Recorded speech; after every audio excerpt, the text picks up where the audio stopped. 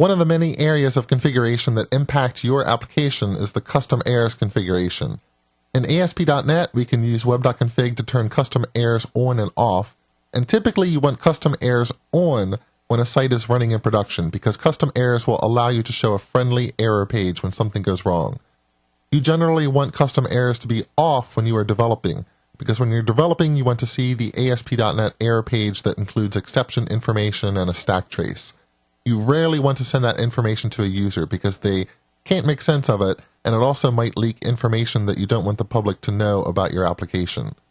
Let's see how custom errors work with our MVC application.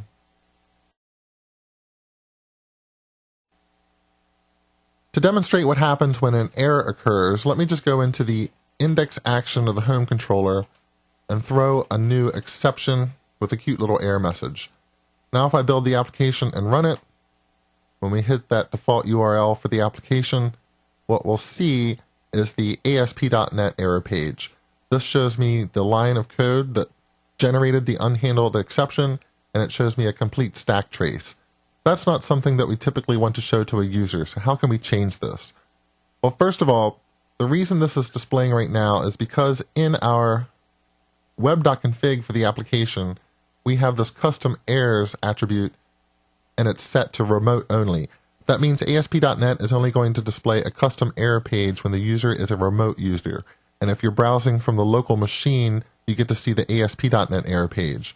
If I come in and say custom errors equals on, that means everybody should see a custom error page. So let me refresh this application. And this is the custom error page. Sorry, an error occurred while processing a request. Where did this page come from? This page is the error view that is inside of the shared folder. If we open that up, we can see that's the exact text that was appearing on the screen.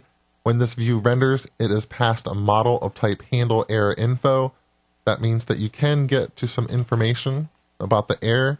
For instance, you can say what the action name is or the controller name is. You should also have the exception object available where you could dump out the message. But again, you have to be careful about doing that because you can leak out details about your application that a malicious user might find interesting. So we're going to just say, sorry, an error occurred while processing your request. But how did ASP.NET MVC know to render this error page? It knew that because during application startup inside of global.asax, we registered a global action filter, the handle error attribute. Handle error attribute is an action filter, and that means that I could apply it here at the controller level, handle error. I could apply it to individual actions, but since what this action filter will do is display that custom error view, we're just going to install it globally as a global action filter, meaning every controller action that executes inside of this application will effectively have that handle error action filter.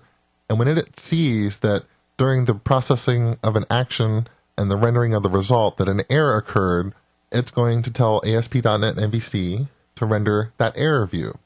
However, it respects the settings that are inside of the web.config. So if we turn custom errors off, and we refresh the home page, what we'll find is that we're back to the regular ASP.NET error page, something that we don't want to show our users.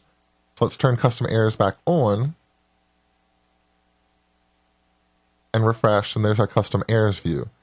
Now, if I do not have this action filter registered inside of the application, then I will not get that pretty ASP.NET MVC error page that I designed that's part of my application. Instead, I will have the ASP.NET custom error page, which is basically trying to hide exception details and stack traces for the user, and it's just going to show a very generic runtime error page, but it's still not very user-friendly. And that's why we usually want the combination of having a handle error attribute installed globally and also have custom errors either on or remote only, which is the default, meaning anyone who is not on this machine is going to see the custom error page. But if you leave it as remote only, then as a developer, you're still running on the local machine, so you're going to be able to see the full exception message and the stack trace. One obvious question at this point might be, how can I change custom errors when I deploy an application? So when I'm running it on my development server, remote only or off is probably a good setting for custom errors. But if I deploy it to a production server, I might want to make sure that that mode is just on so everyone sees the custom errors page. How can we do that? We'll look at that when we get to deployment.